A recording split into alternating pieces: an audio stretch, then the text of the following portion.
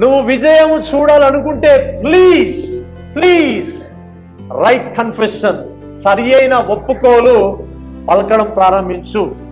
అది ఏది ఏమైనా సరే, అది ఏది ఏమైనా గట్టిగా, అది ఏది ఏమైనా సరే. ఒకరోజు ఒక దైవజనుడు నాకేం చెప్పాడంటే,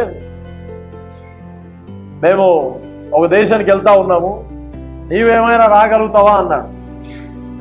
నేనన్నాను, అప్పటికి నా బ్యాంక్ బ్యాలెన్స్ గురించి నాకు బాగా తెలుసు. ఓకే, నేనేమన్నానంటే, నేను అడిగాను ఎన్ని రోజులు సమయం ఉంది అన్నాను. అతను ఏమన్నా అంటే వారం రోజులే సమయం ఉంది అన్నాడు. నీకు ఇబ్బంది అయితే నువ్వు రావద్దు అని నన్ను అన్నాడు. నేనన్నాను, ఖచ్చితంగా నేను మీతో ప్రయాణం చేస్తాను, ఆ ఫ్లైట్లో నేను మీతో ఉంటాను అని చెప్పాను.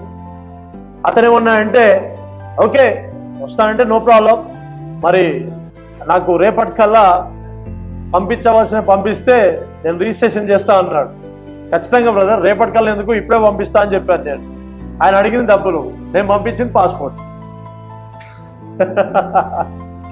ఆయన అన్నేమంటే బ్రదర్ నాకు డబ్బులు పంపించాలన్నాడు. నేను అన్నాను ఖచ్చితంగా బ్రదర్ పంపిస్తాను, ముందైతే ఇవి పెట్టుకోండి అని పాస్పోర్ట్ పంపించాను. ఇంటికి వెళ్ళి స్టార్ట్ చేశాను, నా ప్రార్థన స్టార్ట్ చేశాను. ప్రార్థన కంటే ఒప్పుదల ఎక్కువ చేశాను. ఒప్పుదల 24 hours అంటే ఒక రోజు తర్వాత నెక్స్ట్ డే నా కోసం అద్భుతం జరిగింది. చెప్పరా? ఆమె నేనే చెప్తా, మీరు కొట్టకండి, నేనే చెప్పలు కొడతా. జరిగిందే చెప్తా ఉన్నా, నా కోసం అద్భుతం జరిగింది. అయితే ఎంత జరిగిందంటే కొంతే జరిగింది, మరి ఇంకా కొంచెం కావాలి కదా.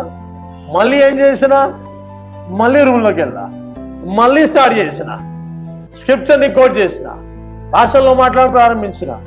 అవునా, లేదని నాకు తెలుసు, నేను వెళ్ళలేనని నాకు తెలుసు, నాకు ఎక్కడ సోర్స్ ఆఫ్ ఇన్కమింగ్ లేదని నాకు తెలుసు. కానీ వాక్యానికి నాకున్న ఆశకి నేను సమ్మతించి నా కన్ఫెషన్, నా ఒప్పుదల నేను మాట్లాడడం ప్రారంభించిన. ఇది ఏమైందంటే నాకు రోజులు పట్టాల్సిన అద్భుతం కాస్త గంటల్లో జరిగిపోయింది. హల్లెలూయా. ఇంచుమించు 2 lakhs 2 లక్షలు, ఇంచుమించు 2 లక్షల వరకు ఖర్చు చేయడం జరిగింది. హల్లెలూయా హల్లెలూయా. అయితే నాకున్న అలవాటు ఏంటిదంటే విశ్వాసముతో మాట్లాడము, విశ్వాసముతో వాక్యముతో అంగీకరించి ఒప్పుదల చేయడం నాకు అలవాటు.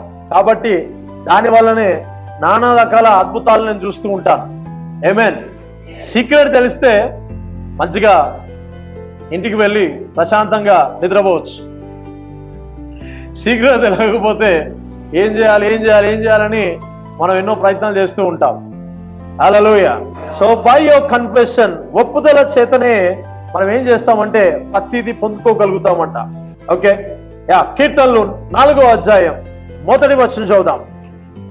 నా నీతికి ఆధారముకు దేవా, నేను మొరపెట్టినప్పుడు నాకు ఉత్తరమిమ్ము. గట్టిగా ఉత్తరమిమ్ము. ఏ నీతి ఇక్కడ? ఏ నీతి? నా నీతి అని అంటున్నాడా? దేవా నీ నీతి అని అంటున్నాడా? నా నీతి. అవునా? నీ ఒప్పుదలలో బలం పొందుకోవాలంటే, నీ ఒప్పుదల చేసే స్థాయిలో నువ్వు ఉండాలంటే నువ్వు ఏ నీతిని కలిగి ఉన్నావు అనేది నువ్వు అర్థం చేసుకోవాలా. దావీదు పలుకుతున్న మాట ఏంటి తెలుసా? మై రైచియస్నెస్, నా నీతి అంటే ఏంటిదంటే నేను ముమ్మారు ప్రార్థన చేస్తున్నా, నేను దహన బలులు అర్పిస్తున్నా, నేను ఏ పాపం చేయలేదు, నేను ఏది ఎరగను, అవునా, నేను అలా ఉన్నాను ఇలా ఉన్నాను అని తాను పలుకుతున్న తన నీతి, తానేదో మంచి చేశాడని తనను బట్టి ఏం చేస్తున్నాడంటే నీతిని బట్టి ప్రార్థిస్తున్నాడు. తప్పేం లేదు. ఎందుకది? ధర్మశాస్త్రం ప్రకారం. అయితే క్రీస్తులో ఉన్న వ్యక్తి రోమా 10:9 ప్రకారంగా క్రీస్తుని ఒప్పుదల చేసిన వ్యక్తి ఏ నీతిని కలిగి ఉంటాడు? ఏ నీతి? గట్టిగా, ఎవరి నీతి? దేవుని నీతి. అవునా కదా?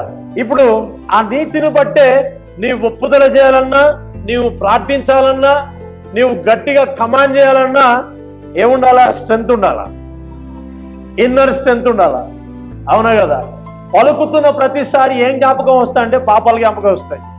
పలుకుతున్న ఏం జ్ఞాపకం వస్తాయంటే నేను 2 రోజుల నుంచి ప్రార్థన లేను, 3 రోజుల నుంచి నేను సరిగ్గా లేను, నేను బాగా గొడవ అయింది, ఇవన్నీ గుర్తుకొస్తూ ఉంటాయి. నేనేమంటానంటే నీ నీతి కాదు కానీ దేవుని నీతిని బట్టి ప్రభు సన్నిధికి వెళ్ళాలా. హల్లెలూయా.